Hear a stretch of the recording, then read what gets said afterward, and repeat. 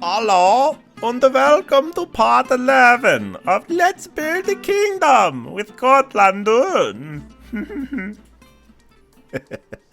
But seriously, here we go with part 11. Today we're going to be remodeling this section of the wall that I built around the kingdom before this series started. I thought I'd start out by deconstructing the wall, since I haven't really seen that happen very often in Let's Builds, so I thought it'd be interesting to do. Though I suppose, since they're called Let's Builds, that makes sense that you wouldn't see things being unbuilt.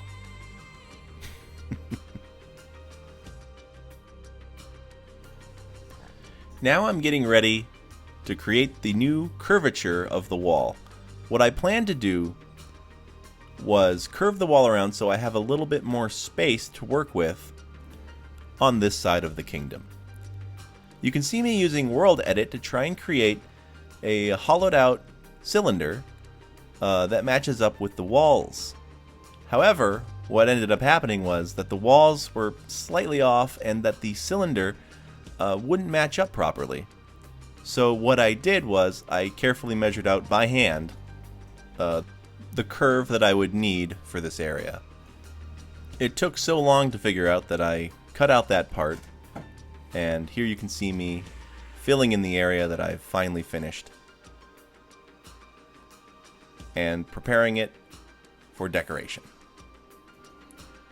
You can see me there filling in some holes on one of the towers and now putting in the crenellations on the side of the wall.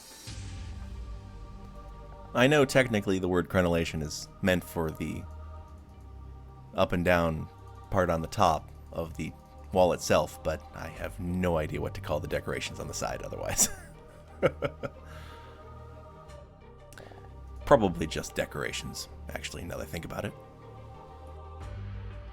I finally figured out what to do with this area, and that was to turn it into a graveyard. What better place to put it than next to the church and in a nice prominent position so that people can go visit it. It really worked out perfectly, and I'm so glad I thought of it. I was really worrying about what to do with this space. As you can see, I'm now working on specific grave sites and mausoleums. Getting the look wasn't very hard because I settled on a very simple design fairly early on.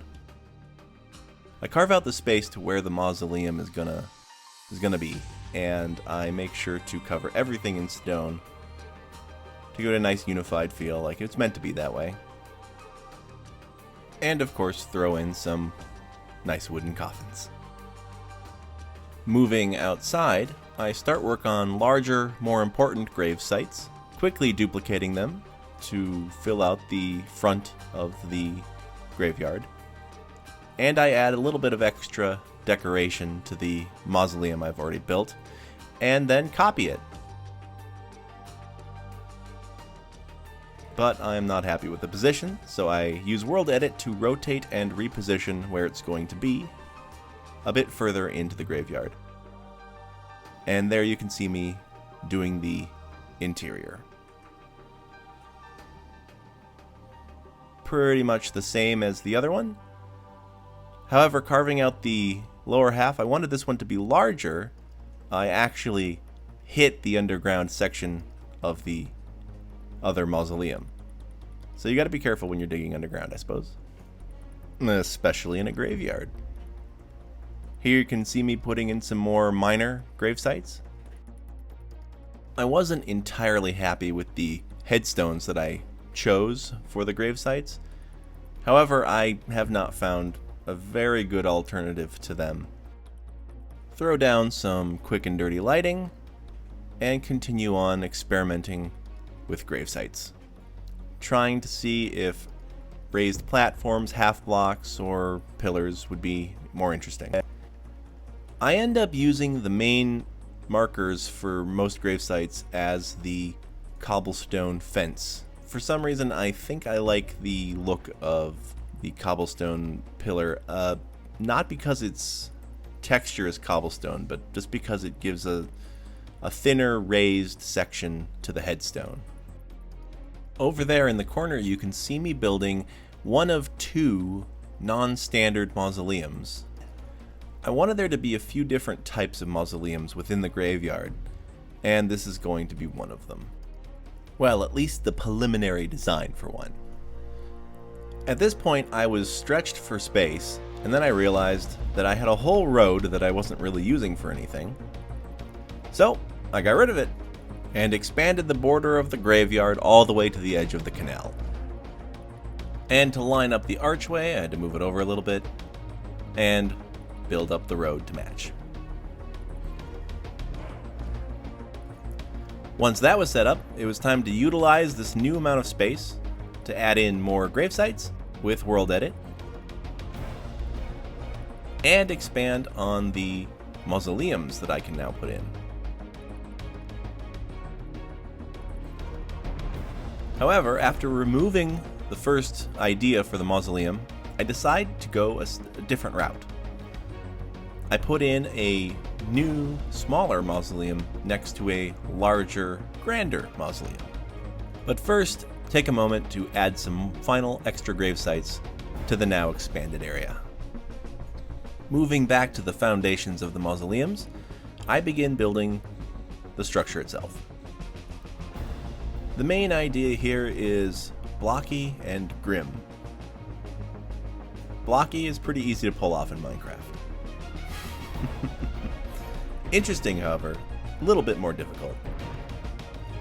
I begin adding stone brick steps in and around the walls of the design to try and make it look a little bit more interesting. I also try on the second mausoleum to make it out of a different material to vary up the look a little bit. I finish, realize there aren't any half brick steps, and delete it.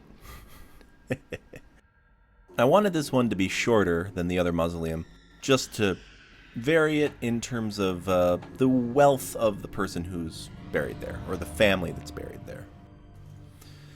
Next, I'm going to pull out the half brick steps and add some decoration around the mausoleum to make it look just a little bit more interesting.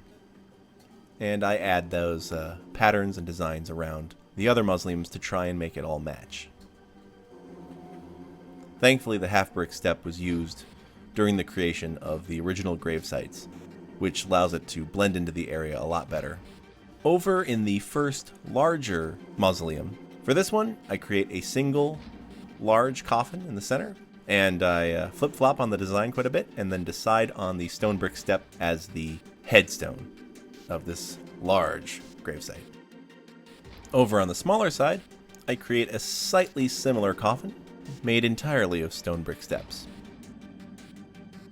Finally, it's time for some finishing touches. I start to add grass and flowers to the whole area. Just filling it up. Now it's time for some exterior wall modification.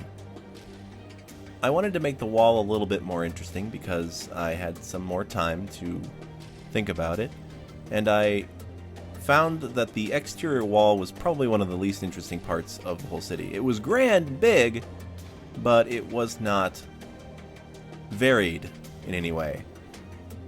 So here I am going in and adding sort of support beams. Not that it needs support beams, but just interesting flourishes to the outside of the tower. And to get the proper spacing that I wanted to, I had to move an entire tower over so that the spacing would be even. And this is me doing the final repairs to the damage I just did over by the courthouse and prison.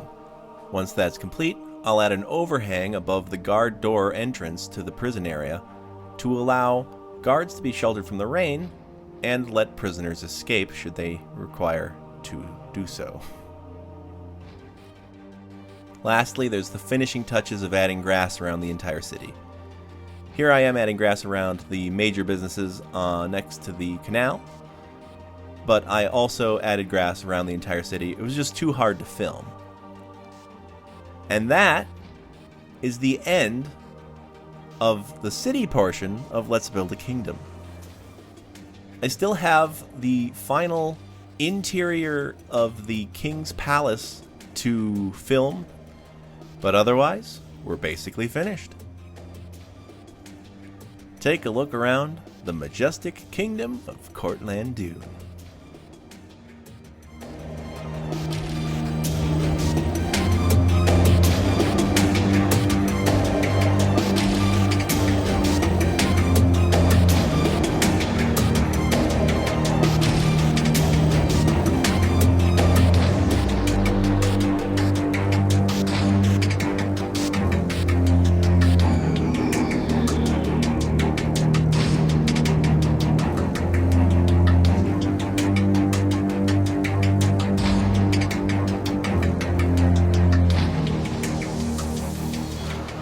I'd like to thank everyone for watching these videos, should they decide to do so, especially the first ones. They're really bad.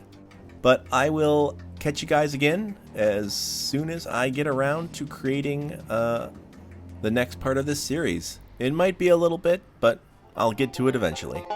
See you guys next time.